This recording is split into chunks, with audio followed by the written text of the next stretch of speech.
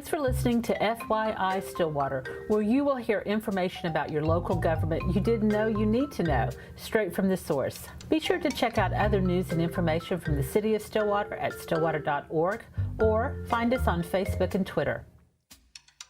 Hi, I'm your host, Sherry Fletcher, Director of Marketing and Civic Engagement. Today, my co-host is Communications Coordinator Megan Pardue.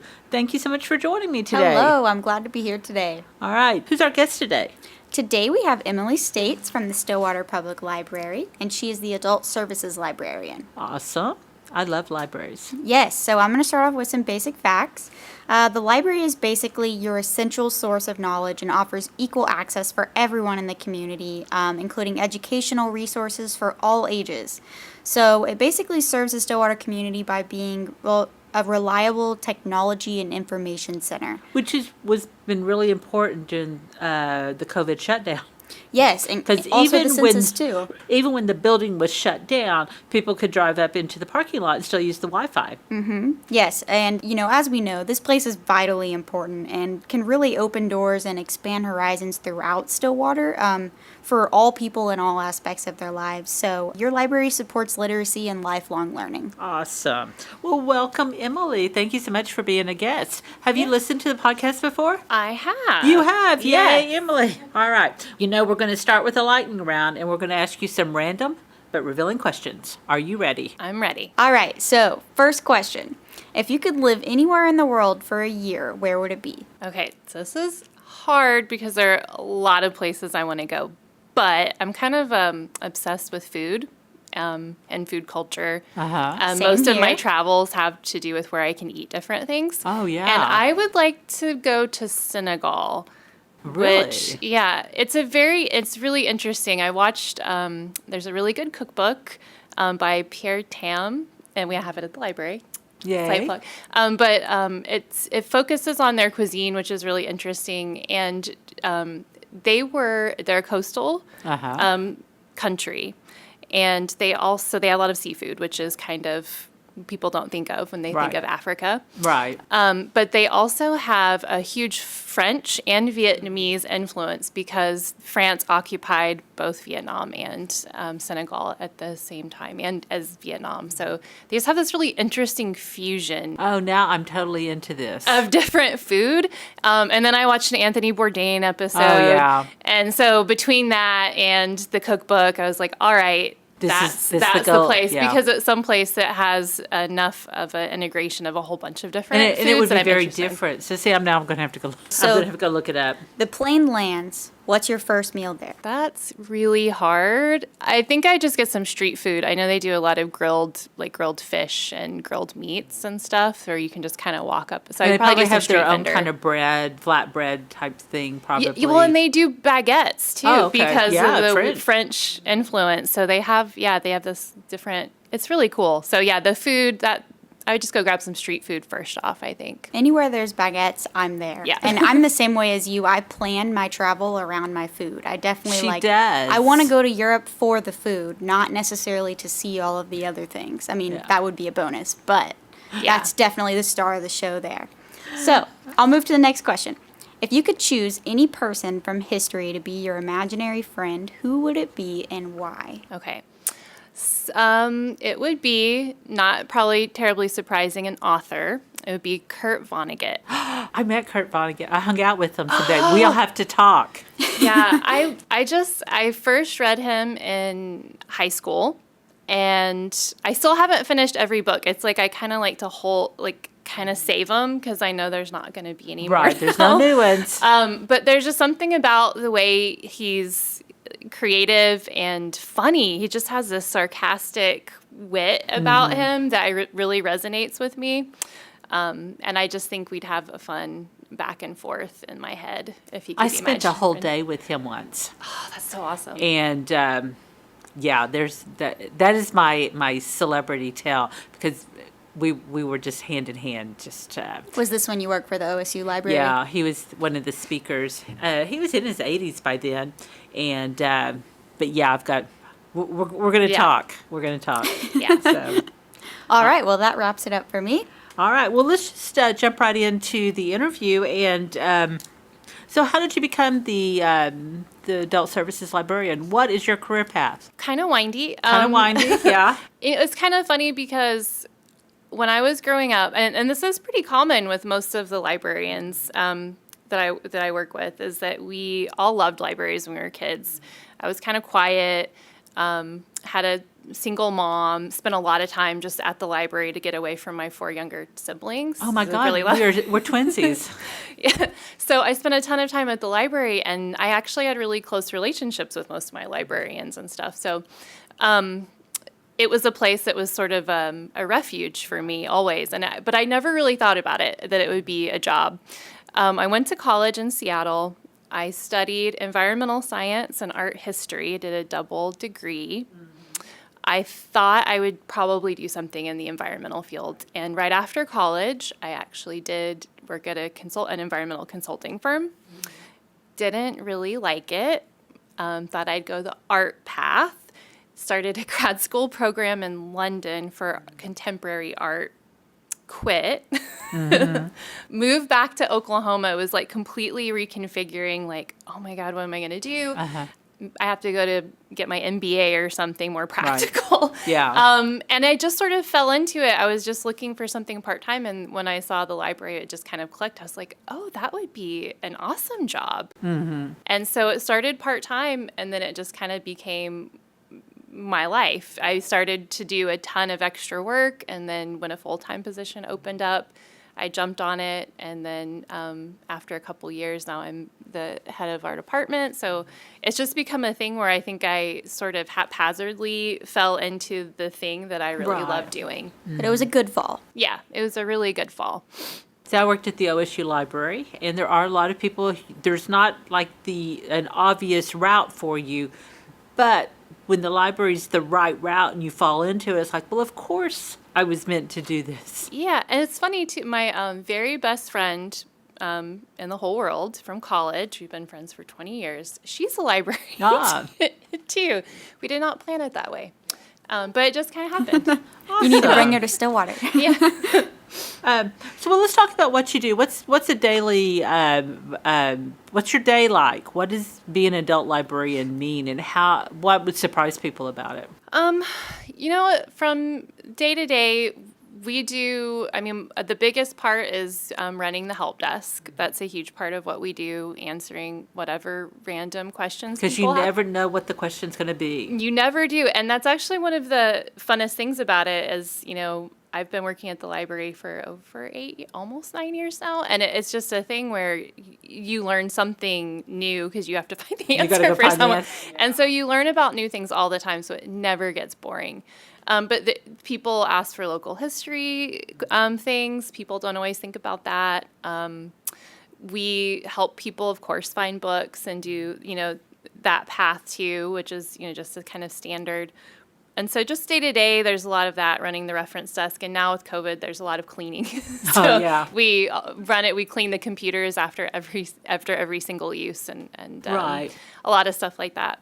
But that's one of the biggest components. Our department orders a lot of books. We do that.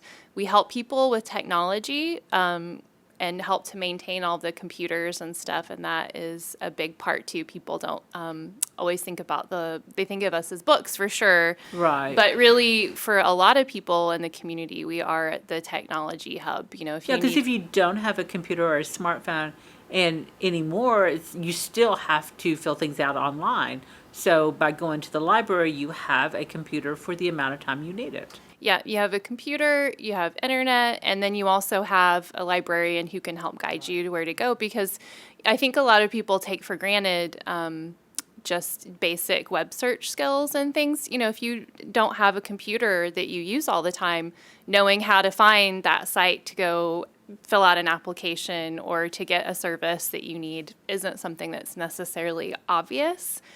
And even Google is, I think one of the things is a lot of people think of reference services as being not as relevant, but it's almost like more so, I think, now, because there's so much information out there, knowing what the good information is. Yeah, because you help them evaluate, what's a legitimate site, where where better information could be found, or it's like, do you need a hard copy of it, or do you need an electronic version of it, or do you need, there's lots of options that people don't really think about whenever you go in to find a piece of information. Yeah, well, and even the referral service portion too. We refer people to a lot of things. If people don't know where do I go to find land records, Right. where do I, where in town could I get free mental health services? I mean, anything like that.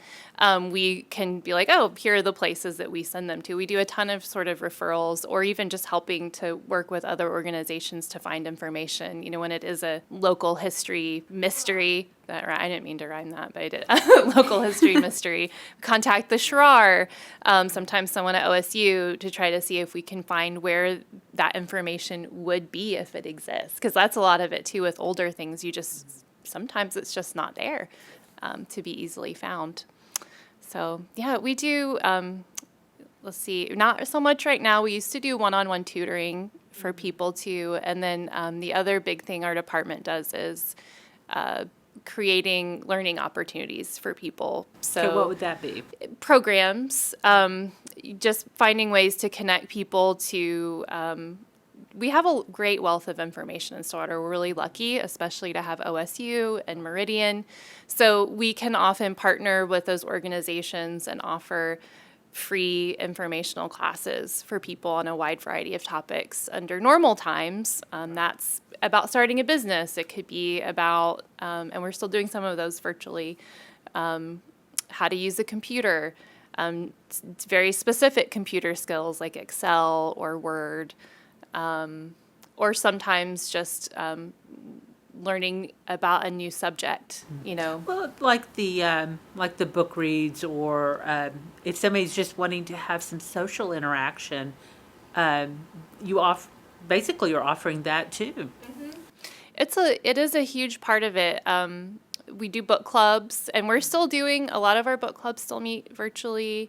I do a cookbook club once a month, and we've been meeting virtually the whole time. It's actually nice because you don't get to share the food, which was a really great part of it, but you can. This is the club for you. I know, Megan. I'm thinking about it right now. But you can actually see people when they're cooking, you know what I mean, and see in their kitchens. And, Oh, yeah. And that's kind of cool too. So it's not, ideal for all the time, but it's kind of a cool way that we never would have done it before. Where It's like a different layer of like intimacy, seeing Yeah. someone's kitchen and their home and that sort of thing, and them interacting in it. It's like something you wouldn't expect, but it's still good. Yeah. And you wouldn't expect it from a library, but it makes perfect sense. Yeah, it's just another way of learning. We share tips. We talk about cookbooks.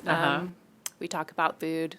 Yeah. And it is nice when we did get to eat. I did have some of the best meals I've ever had when we've all cooked together. But we do a lot of things like that, where a lot of it is just a way to bring people together over That is shared awesome. interests. It's kind of cool being able to see into people's homes a little bit. I think so. That is neat. Especially So when you you're can get learning. all of this through just having a library card, right? Yeah. Yep. And anyone who lives, works, or goes to school in the whole county, a lot of people don't know that either. I just had somebody call today from Cushing who didn't, or they thought they were going to have to pay. Right. They get the books. A lot of the programs, you don't have to even have a library card. We don't You just like sign up. Harja or anything.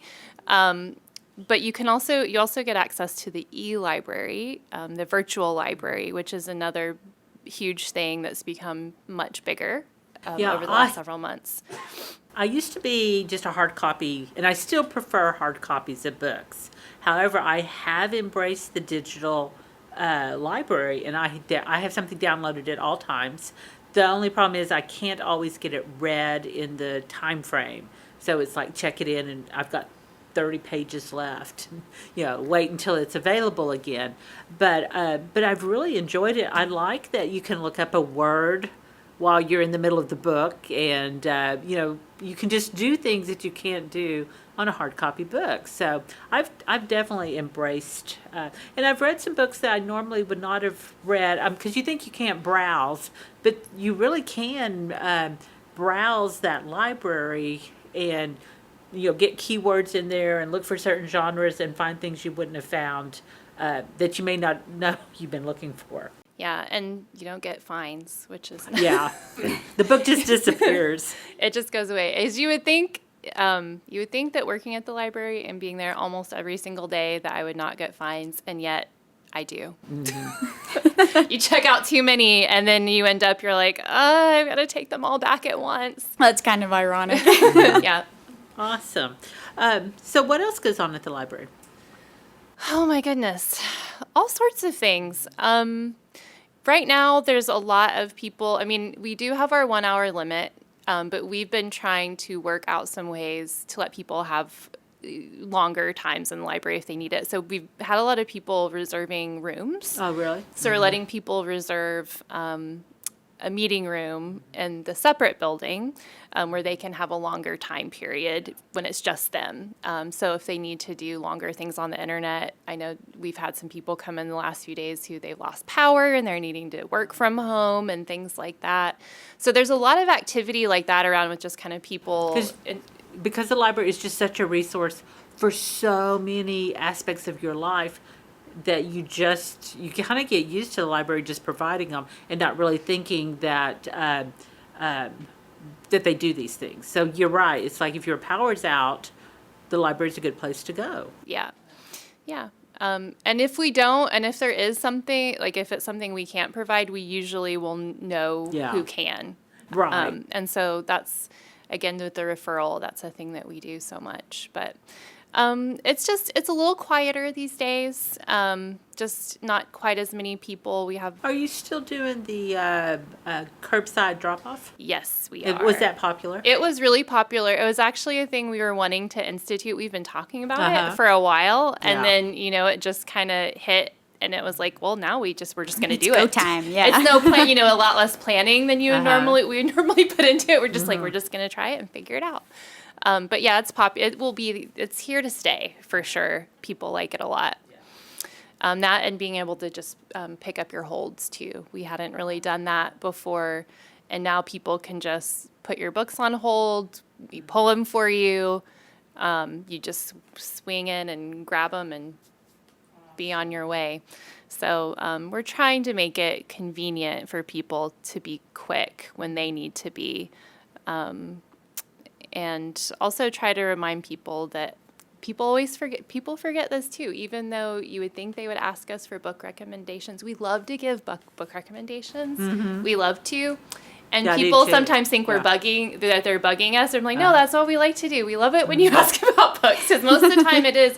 I mean, I would say, there's a good chance. I mean, a lot of the questions we get are about technology stuff now, or troubleshooting your Libby app over the phone, or how do you connect to Zoom? And sometimes trying to do those over the phone and virtually is hard. So we get a lot of those. So when somebody just wants like a book recommendation, we love it. Awesome. I kind of grew up going to the library like you did. I worked at OSU, so I know libraries really well. In another life, I could have been a librarian. Just real easy. It wouldn't have been a hard jump for me. It's a really fun job. It's very rewarding. It's busy. I think that's the other thing too. People think we read a lot. Yeah. They'll be, it must be nice. You just get to sit here and read. I'm like, I never get to. Well, the other stereotype is that librarians don't like people. You're very shy and you don't want to talk to anybody. But my take on librarians is that they want to help you. So even if you say, "Oh, we're quiet and we read books," but it's a very much a public service type job. Yeah, absolutely. And especially all of the, that's, I think, the thing we like the most about our job is helping people. Right. Like, that's what we want to do. That's what we enjoy doing. And always ask. And we'll try, and I think sometimes people feel bad asking questions, or, or think that they might ask a question that is a stupid question, and they really don't exist. They don't, just ask us. That's what we're here for. We want to, and especially if it's a hard one, we like that too. Yeah. That's fun. We like the challenge. I think I could have been a private detective. Different. It's the same skill set. Yeah, it really is. You're like trying to figure things out, and so, yeah. Yeah, I wanted to tell you how much it shows that you guys love helping people. Just last week, I was in a presentation that the city's marketing department was giving to OSU students about civic engagement. And I was talking about how you guys helped us with the census and everything. And I kind of paused and I said, because librarians rock. And I saw like 4 or 5 students in the class nod their heads like, yes, librarians rock. It's just funny how it's like universally noticed that librarians are awesome. Now, and whenever you do start going to a library and you start interacting with them and you get to know them, you realize they have lots of interests, they know lots of things, and they introduce you to stuff you would not have found on your own. So yes, librarians rock. Absolutely. Aw, thank you. All right. Well, why don't you come back sometime and when we get back to normal times, and then we can kind of talk some more about what services and stuff you offer. Yeah, that sounds great. All right. And then you and I are going to talk Kurt Vonnegut. Yeah. All right. Well, thank you, Emily. Thank you guys for having me.